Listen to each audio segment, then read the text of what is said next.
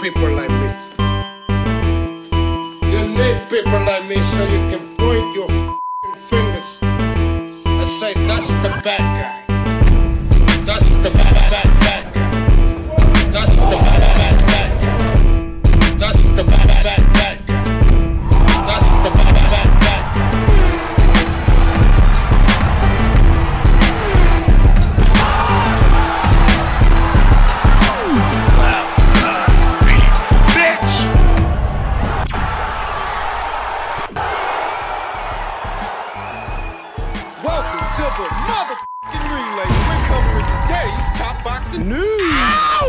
Okay, we'll start with this. Former champion, now retiree, Tony Bellew, very recently chimed in on the ongoing career of Tommy Fury, saying he's basically doing a bank job on boxing. I wouldn't say he's actually doing the job so much as trying to. It was quite a weekend on DAZN last week when KSI returned to the ring immediately after winning 2 fights in one night. KSI instantly became a target for the familiar faces on the crossover boxing circuit. And one name that stood out was Tommy Fury, who tweeted KSI regarding a fight. Minutes after he'd won the contest, "This is Tommy's world now." At the start of his career, I was led to believe that Tommy was a serious prospect who had big aspirations to go far in the sport. After watching his first few fights and seeing how desperate he is to secure a fight with these YouTube guys, it's clear to me that he's not motivated by winning titles. It's all about cashing out with fights against the likes of KSI and Jake Paul. To be fair to Tommy, it's probably the best move considering his ability.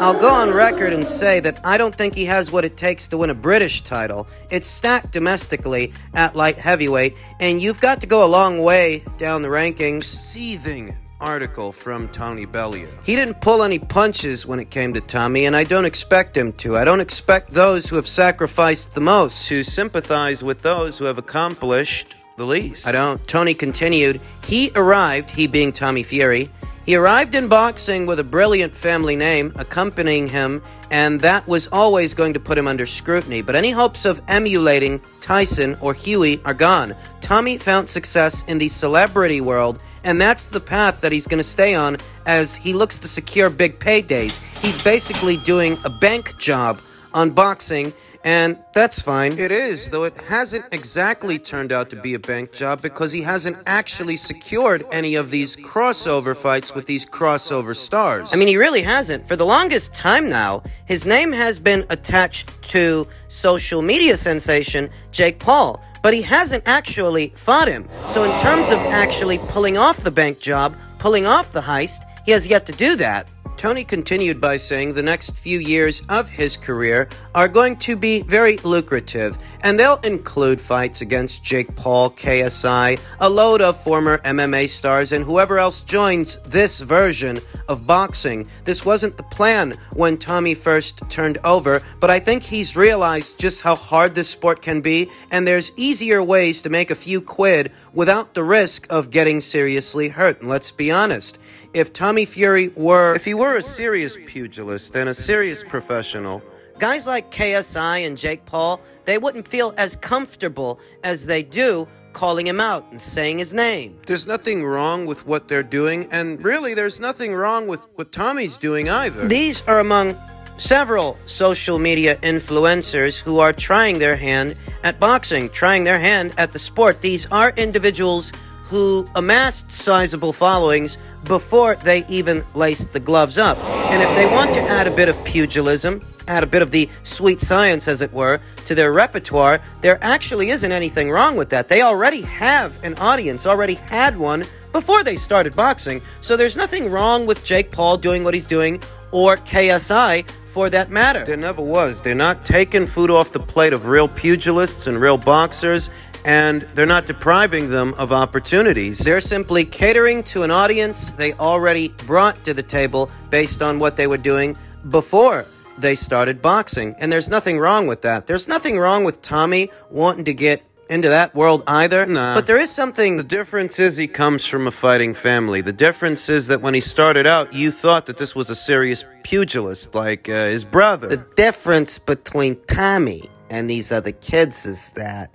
You never had any illusions about what Jake Paul was doing or what KSI is doing, Austin McBroom, and all these social media influencers that are trying their hand at boxing against other social media influencers, all that jazz. I mean, you didn't have any illusions about any of these kids, but when it came to Tommy, you were under the impression that he's shooting for the same kind of career, the same kind of greatness, more or less, that his older brother is shooting for, or his cousin, Huey Fury. The Fury name in the sport of boxing is the name of a fighting family, after all. Big John Fury, Peter Fury, Huey Fury, Tyson Fury. and Tommy Fury is a far cry from all of them. I mean, if this is what he's going to do, Tony Bellew raised a very valid point, that based on Tommy Fury's actual ability, his actual ability as a boxer, well, he might as well go this route because he may not even have what it takes to make it as a serious pugilist, a serious professional. We've talked about it many times here on the channel that Tommy doesn't have the look of a blue chip prospect anyway. If he did, do you think guys like Jake Paul would be calling him out? If he had the look of a serious professional, a blue chip prospect, a guy with actual ability, do you think guys like Jake Paul and KSI, novice boxers, do you think they'd feel comfortable enough to call him out? Do you see them calling out? Look, in a nutshell, it says a lot about you that these guys feel comfortable enough to say your name. As much of this sport as all of you out there consume, and how many young fighters you see coming through, does Tommy Fury look like any of the ones that are going to go all the way? Take away his namesake, the fact that he's a Fury, and just look at him. Look at him for what he is. Do you see a world beater? Do you see in Tommy Fury what you see in Bruce Carrington, what you see in Xandazias? Or what you saw in the previous crop of fighters that climbed up those ranks and made names for themselves? Do you see in Tommy what you saw in them? Perhaps I'm being unfair. It still is very early in Tommy Fury's career, though given that he's chosen to focus his efforts on getting fights with social media influencers as opposed to getting rounds in the bank and making his bones as a professional, the fact that this is what his focus has become now, even if it is too soon to tell, too soon to cast judgment, too soon to know how far Tommy could have gone, this is what his focus is now. cashing out. So it all means the same thing, doesn't it? He never looked like the kind of guy that's going to go all the way. And even if it's too soon to know whether he would have or wouldn't have, he's not going to, because he's cashing out. Not going to anyway, so it all means the same thing. In men's heavyweight news, Deontay Wilder's co-manager, Shelly Finkle, has said they are open to a fight with Anthony Joshua. It really depends mentally what Joshua feels he needs. If he needs a break and a comeback fight, or if he feels the real redemption is with Deontay, we're open to it. Hollow words from a man who would not respond to Eddie Hearn's initial inquiry. This all started ahead of the Joshua versus Usyk rematch, when Shelly Finkle expressed an interest in doing the fight, saying simply that whether Anthony Joshua wins or loses in the Usyk rematch, the Wilder fight is still a very big fight, and he wants to do it. At which point, Eddie Hearn reaches out, gets no reply, gets no response. In Deontay Wilder's own words, they were busy. Eddie Hearn said he's got a big offer for Deontay, a lot of cash, Middle East money, oil money. But according to Deontay, they were busy. 2018 all over again, as Shelly Finkle once again addresses the possibility of such a fight, because in truth, it is a big fight. It is a massive fight. World titles or no world titles. You could make a lot of money with this thing if you can actually get it over the line. But I've been telling you guys for 3 or 4 years now, it's not Shelly Finkle's intention to put Deontay Wilder in the ring with Anthony Joshua for more reasons than one. I told you guys year after year, starting 4, maybe 5 years ago, that this fight might not happen. And in case you need me to refresh your memory, it's not the fight that Shelly Finkle wants so much as the synergy from it. He wants to siphon off some of the attention that Anthony Joshua gets for his own fights and his own comings and goings, and use that to help promote Deontay. He doesn't actually want to put him in the ring with Anthony Joshua. He just wants to siphon off the synergy as a marketing vehicle, a marketing tool to help sell Deontay Wilder fights, because Anthony Joshua is still a big draw. whether you want to accept that or not.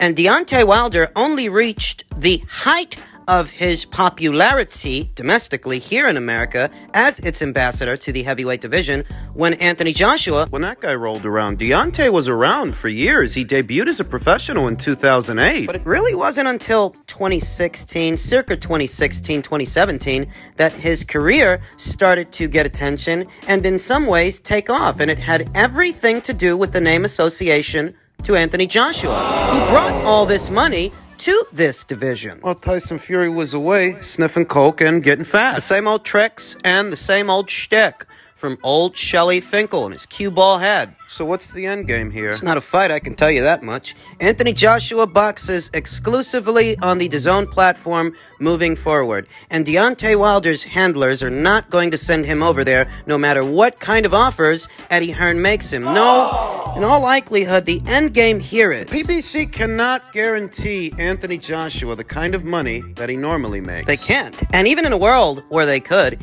he is still contracted to box exclusively on the DAZN platform. Whereas Deontay Wilder once said that he's a network free agent, that he can fight anyone, anywhere. Those were his own words well over a year ago, approximately 2 to 3. So why should boxing on DAZN for a fuck ton of money be a problem? In theory, it shouldn't be a problem, but we all know that it is. We all know that the PBC will not allow Deontay Wilder to box off platform, no matter what Eddie Hearn offers him. Now, the end game I see here is an end game to where if Deontay Wilder makes it past Robert Helenius and Andy Ruiz this weekend, makes it past Luis Ortiz, they will then move to do a pay-per-view between the two. Between the two former champions who also happen to be PBC stablemates. At which point, if Deontay Wilder can secure the W over former unified champion Andy Ruiz, they'll start saying, who needs Anthony Joshua? We just beat the man that beat him. That is the angle they're approaching this from.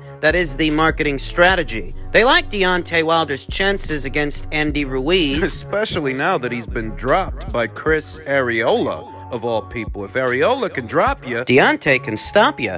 That's what they're telling themselves. And they might be right, because styles make fights. And D has to make it past Luis Ortiz this weekend, who's shown considerable degradation over time. He had to pick himself up off the canvas against Charles Martin 2 times in his last outing. His legs aren't what they used to be, and neither is his punch, neither is his power. Oh, he knocked the guy out, he did, but he had to go through a lot to do it. Whilst his own punch resistance is waning. So, here's the play. They will publicly entertain an Anthony Joshua fight for Deontay Wilder, though behind the scenes they won't actually entertain any dialogues or conversations to actually do the fight. And all the while, as they make public statements like this one, the one Shelley just made, they'll dangle that carrot in front of you, that Wilder versus Joshua fight. All the while, what they're really trying to do is just sell you more Wilder fights, more Wilder pay-per-views, like the one they're trying to sell you this fall. Wilder versus Helenius, and what could be Wilder versus Ruiz. They want to continue to ride the wave they've been riding for the last 4 years, because they made Deontay Wilder the most money he ever made in his career, riding that wave. But they're not actually trying to do the fight, and I guess where it becomes unethical is Deontay can't make with Robert Helenius, can't make with Andy Ruiz what he could make boxing Anthony Joshua, and that's just the truth of it. None of those fights are anywhere near as big transatlantically, globally, as that Joshua fight could be, but they don't actually want to do that fight. They don't want to do what they'd have to do to get it over the line. It's not dissimilar from the silly game that Frank Warren is playing, to where he thinks that either Joe Joyce or Daniel Dubois are the A-side to Anthony Joshua. He won't do what he has to do to get those fights over the line, in spite of the financial value that fight represents to either one of those two fighters, and the exact same thing applies to Deontay Wilder. It's not a fight that they're after,